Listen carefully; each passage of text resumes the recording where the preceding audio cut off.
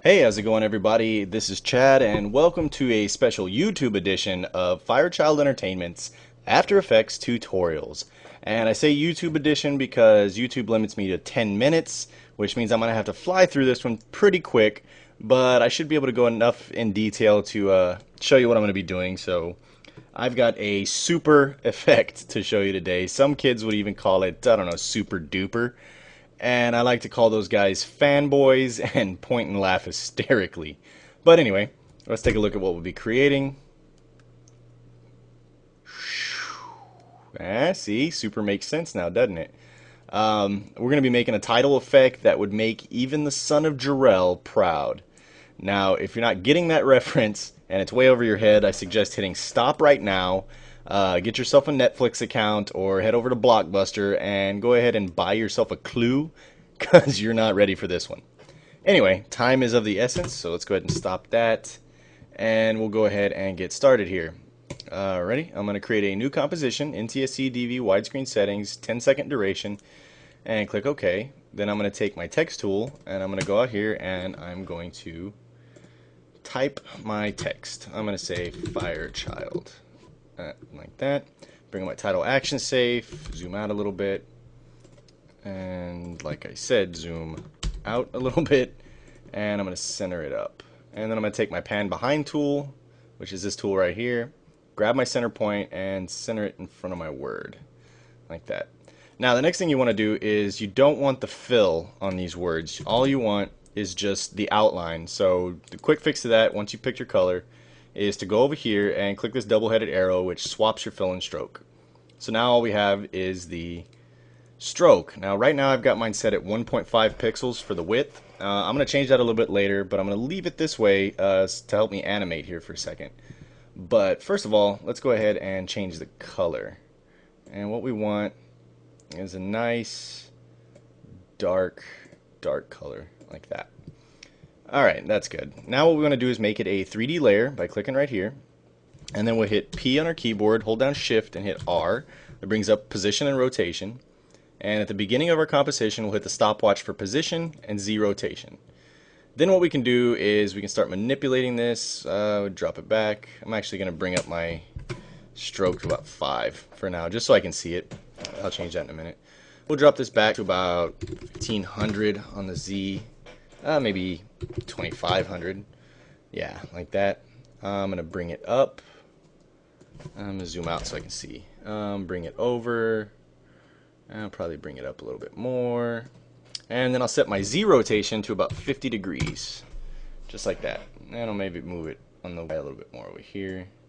Just kind of get it in this top right corner a little bit. Alright, and then we'll go ahead to 2 seconds, 2.0.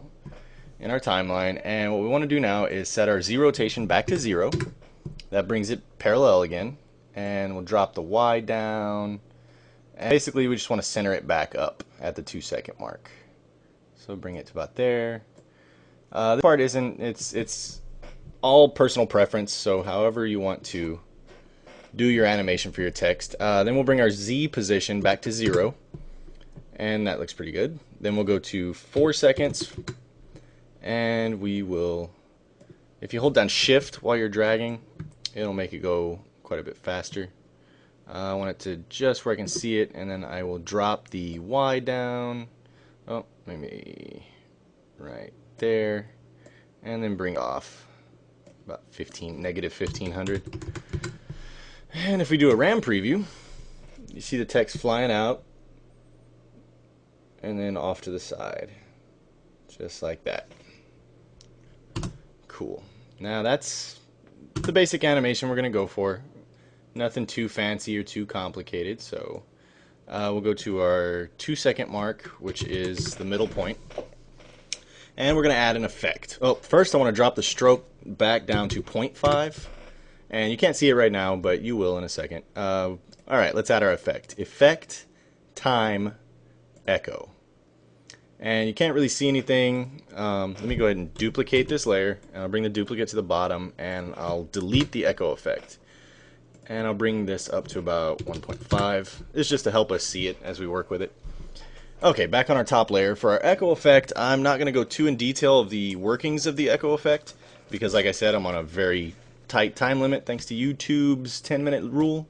So I'm just going to kind of fly through this. First thing you want to do is we want to change our starting intensity down to 0.94. Change our decay barely, just a little bit, 0.99. We'll change our echo operator from add to blend. So to recap, starting intensity 0.94, decay 0.99, and our echo operator to blend. Then we want to go to echo time and change it from negative 0.0333 to 0.005. And still nothing happens here. It got a little bit brighter, but that's about it. But that's because we need to animate our number of echoes. So if we click the stopwatch for number of echoes and then hit U on our keyboard, it brings that keyframe up in our timeline here. And we'll go back about a half a second to about 1.5 seconds. 1.5, like that. And we'll drag that keyframe over to there. And then we'll drop the number of echoes from 1 down to 0, so there's no echoes. We'll go forward 1 second to 2.5 seconds. And we'll bring the number of echoes, be prepared folks, this is going to take a while, to 125. Now it's going to render and it's going to take a while for you to see the effect.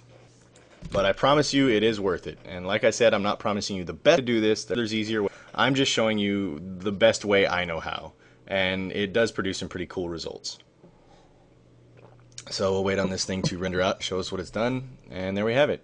Now, one problem you see right off the bat is you can see the lines, and it's not quite there. So what we're going to do is add another effect, Effect, Blur and Sharpen, CC Radial Fast Blur. And we'll go ahead and drop the amount of the blur down to about 7. We just need a slight blur, just kind of blend in these edges a little bit. And we'll wait for it to render. Yeah, this is fun.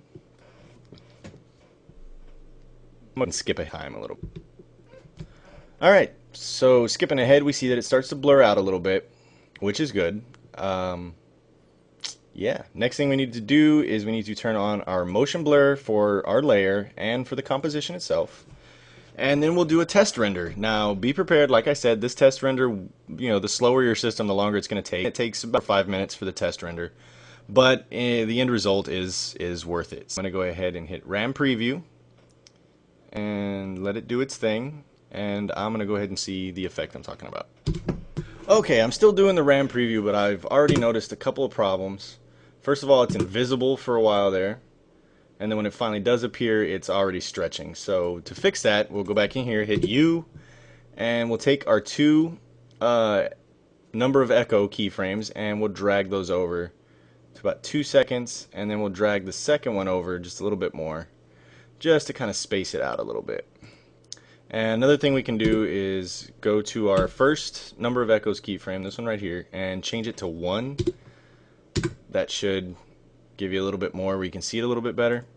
And we can also lighten the color of that duplicate layer that we made. Maybe kind of a real light color. Maybe make it a little bit lighter than that.